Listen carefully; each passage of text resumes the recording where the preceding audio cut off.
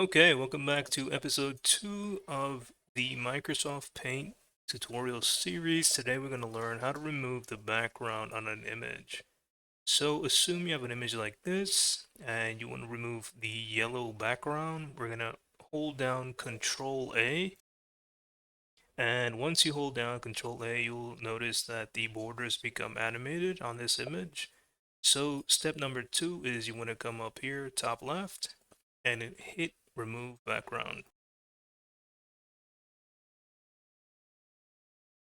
And so, as you can now see, the background has been removed and you can move the image around as so.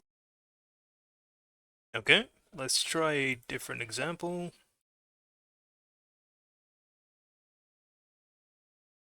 All right, so again, same process, hold down Control A,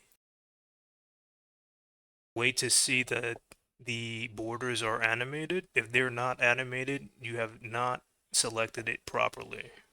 So once it's animated, you're gonna come up here, top left, remove background. And there you go.